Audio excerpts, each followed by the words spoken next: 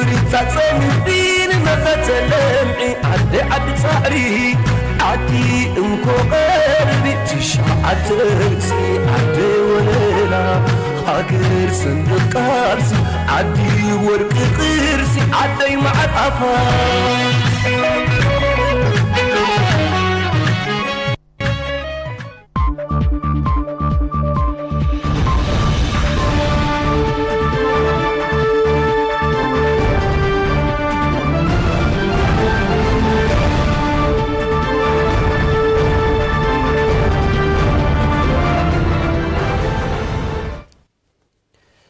المشاهدون الأفاضل، أسعد الله أوقاتكم أينما كنتم بكل خير. أحييكم وأقدم لحضراتكم نشرة أخبار هذا المساء من الفضائية الإريترية والمستهل بالعناوين.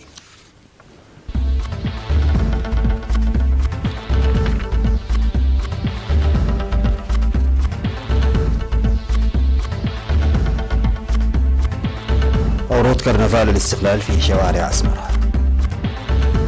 الإريتريون في المهجر يحتفلون بعيد الاستقلال. ازدياد المدارس والطلاب في عنسبة. أمريكا تقول إنها أوقفت احتمال شن هجمات عليها في الشرق الأوسط. قتلى وجرحى بعد إعلان نتائج الانتخابات الرئاسية في إندونيسيا. كوريا الشمالية تحذر أمريكا بشأن سفينة صادرتها.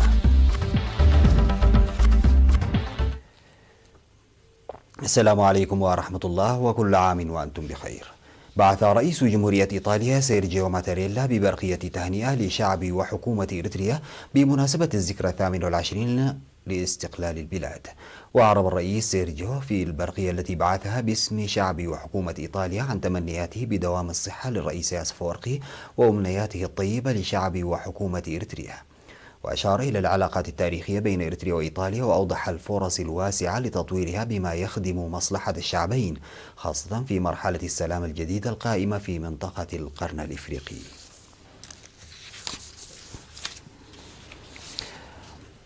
عرض كرنفال الاستقلال بعد ظهر اليوم في شوارع أسمرة، وقد عكس مراحل التصدي والتنمية منذ فترة الاستفتاء عام 1993.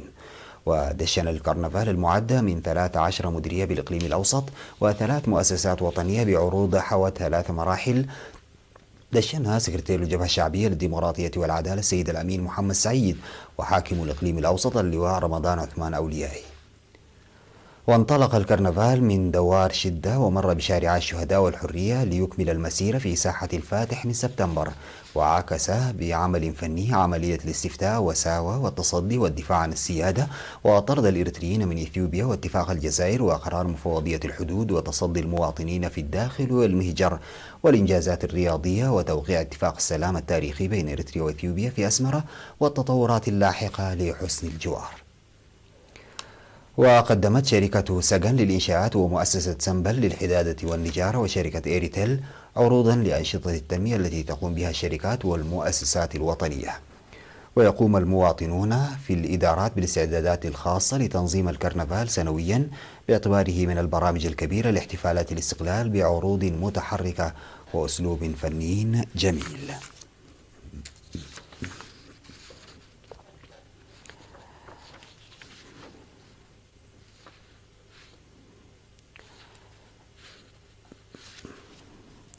قدمت الفرقة الفنية القادمة للبلاد لمشاركة الشعب الإريتري احتفالاته بعيد الاستقلال قدمت عرضا فنيا بسينما روما أمس 21 من مايو.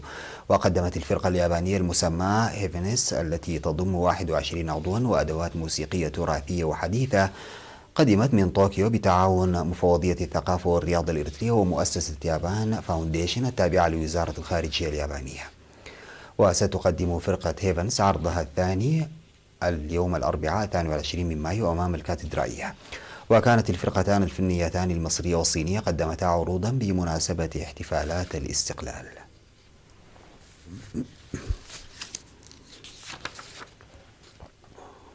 احتفل الإريتريون المقيمون في سويسرا وفرانكفورت الألمانية ووينبيغ الكندية بعيد الاستقلال. واحتفل الإريتريون القادمون من مختلف المدن السويسرية يوم 18 من مايو في مدينة بيرن.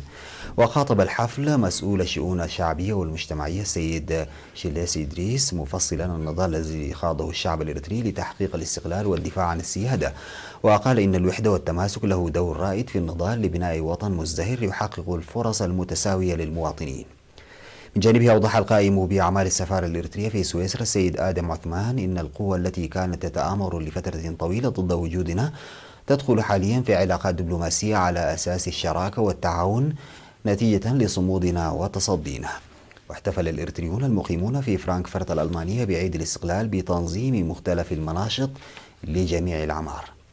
وقال رئيس اللجنة الوطنية في ألمانيا الدكتور تسفاي عبللوم إن يوم الاستقلال يذكر للحفاظ على مرحلة الانتصار الراهنة والعمل للازدهار الوطني بالمشاركة الواعية. وقدم القائم بأعمال السفارة الإريترية في ألمانيا السيد يوهانس والدو توضيحا حول الأوضاع في البلاد ودور المواطن في المرحلة الحالية. واحتفل الإريتريون في وينبيك الكندية بعيد الاستقلال بأنشطة تعكس تنوع الثقافة الإريترية إضافة إلى برامج فنية مختلفة.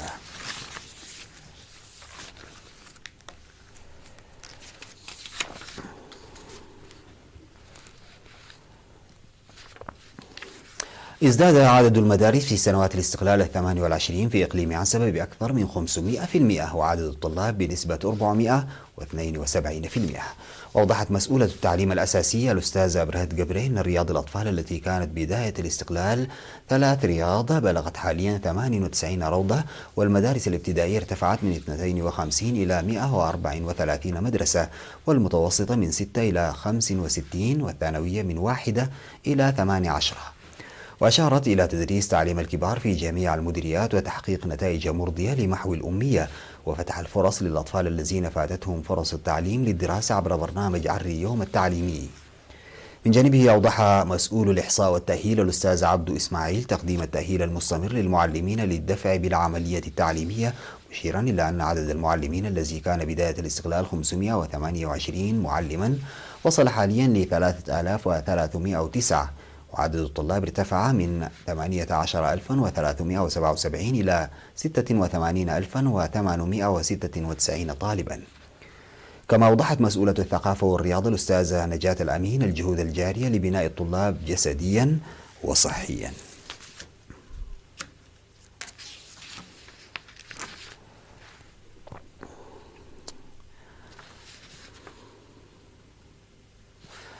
قدم أعضاء تنظيم الشباب العمال في إقليم شمال البحر الأحمر دعما لأسر الشهداء باقتطاع مبالغ من 10 إلى 100 نقفة شهريا. وقدم الشباب العمال الدعم لمختلف الأسر المحتاجة عبر وزارة العمل والرعاية الاجتماعية. وأشاد مسؤول مكتب وزارة العمل والرعاية الاجتماعية السيد كيدان يوهانس بمبادرة الشباب داعيا للدفع بمثل هذه الأعمال النبيلة. وأوضح مسؤول الشؤون التنظيمية في الجبهة الشعبية للديمقراطية والعدالة في الإقليم السيد أحمد جعفر إن مواصلة أعضاء إدارة الإقليم للمبادرة التي بدأها عمال محطة حرقيقو لتوليد الطاقة الكهربائية عمل يشاد به.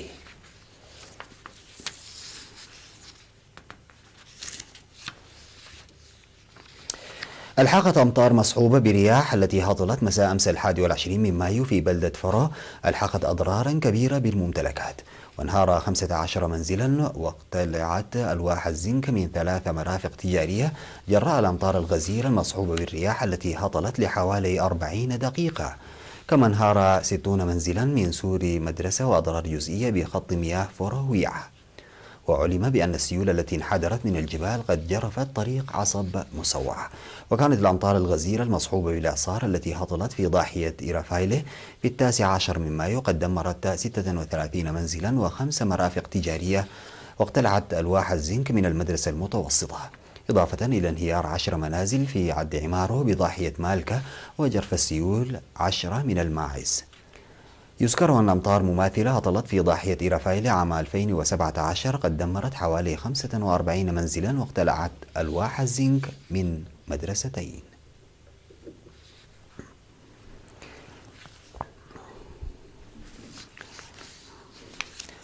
نتوقف سادتي مع فاصل قصير ونعود لمواصلة الأخبار.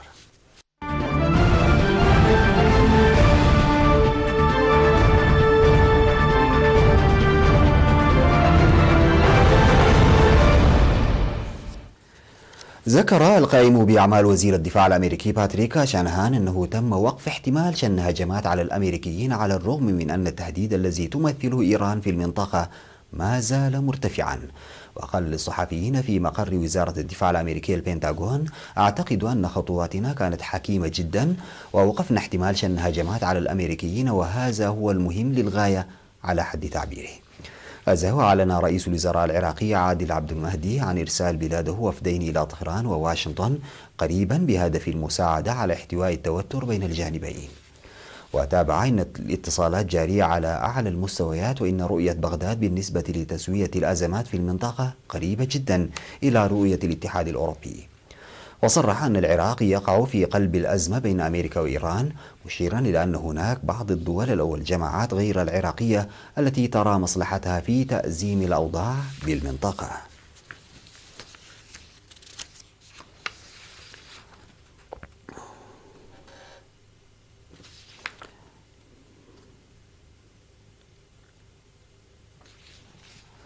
قال حاكم العاصمة الإندونيسية جاكرتا إن 6 لقوا مصرعهم وأصيب 200 آخرون في اضطرابات بالعاصمة، بعد أن أكدت اللجنة الانتخابية أن الرئيس جوكو ويدودو فاز بالانتخابات التي أجريت الشهر الماضي. وأوضح الحاكم أنيس باسويدان أنه هناك 200 مصاب نقلوا إلى 5 مستشفيات، موضحا أن المستشفيات تجري تشريحا للجثث لتحديد سبب الوفاة. واستخدمت الشرطة الإندونيسية الغاز المسيل للدموع لتفريق محتجين في وسط جاكرتا بعد تجمع حاشد عقب النتائج الرسمية. وأكدت المفوضية العامة للانتخابات صحة الإحصاءات غير الرسمية التي أجرتها مؤسسات خاصة لاستطلاعات الرأي، وأفادت بحصول ويدودو على 55.5% في انتخابات الرئاسة التي جرت في 17 من إبريل الماضي، مقارنة مع 44.5% حصل عليها منافسه برايو سويانتو. وحظي ويدودو بتأييد أكثر من 85 مليون ناخب من إجمالي 154 مليونا أدلوا بأصواتهم في الانتخابات، لكن برافو قال للصحفيين إنه يعتقد بحدوث غش واسع النطاق، واحتشد نحو 1000 من أنصاره في احتجاج سلمي في جاكرتا. صعدت كوريا الشمالية حملتها الرامية إلى إعادة الولايات المتحدة سفينة شحن تابعة لبيونغ يانغ كانت قد صادرتها، منبهة واشنطن إلى أنها انتهكت سيادتها في تحرك قد يؤثر على التطورات المستقبلية بين البلدين. وعقد سفير كوريا الشمالية لدى الأمم المتحدة كيم سونغ مؤتمرا صحفيا نادرا في مقر المنظمة الدولية بنيويورك للمطالبة بإعادة السفينة على الفور. وكانت الولايات المتحدة قالت هذا الشهر إنها استولت عليها فيما له صلة باتهامات باستخدامها في شحن الفحم في انتهاك للعقوبات الأمريكية والدولية. وقال إن مصادرة السفينة المعروفة باسم وايز أونست تحدت روح بيان الرئيس الأمريكي دونالد ترامب والزعيم الكوري الشمالي كيم جونغ أون بعد قمتهما الأولى في سنغافورة في يونيو 2018. وتعهدا خلال ذلك الاجتماع بإقامة علاقات جديدة بين بلديهما والعمل صوب نزع الأسلحة النووية من شبه الجزيرة الكورية. وشدد مجلس الأمن الدولي بالإجماع العقوبات على كوريا الشمالية منذ 2006 في محاولة لوقف التمويل المخصص لبرامج بيونغ يانغ النووية والصاروخية، فحظر صادرات منها الفحم والحديد والرصاص والمنسوجات والمأكولات البحرية، ووضع حدا أقصى لواردات النفط الخام والمنتجات البترولية المكررة.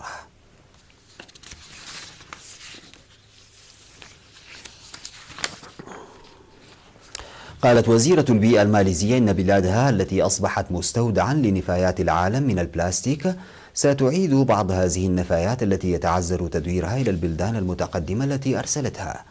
وأصبحت ماليزيا العام الماضي الوجهة الرئيسية البديلة لنفايات البلاستيك بعدما حظرت الصين الواردات من هذه النفايات، مما عطل تدفق ما يزيد عن 7 ملايين طن من نفايات البلاستيك سنويا. وقالت وزيرة الطاقة والتكنولوجيا والعلوم وتغير المناخ والبيئة الماليزية أن بعض نفايات البلاستيك تنتهك اتفاقية بازل التي وضعتها الأمم المتحدة بخصوص التجارة في نفايات البلاستيك والتخلص منها. وأعادت ماليزيا بالفعل 5 حاويات من نفايات البلاستيك الملوث التي جرى تهريبها للبلاد إلى مصدرها إسبانيا. ولم تكشف الوزيرة هوية المهربين، لكنها قالت إن التحقيق لا زال يجري. وتعد الولايات المتحدة وبريطانيا واليابان واستراليا من كبار مصدري نفايات البلاستيك إلى ماليزيا.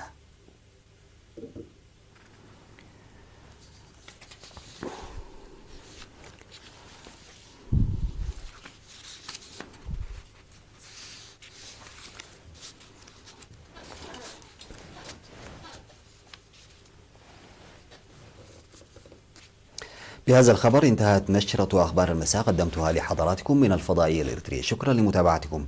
السلام عليكم ورحمة الله تعالى وبركاته، وكل عام والوطن بألف خير.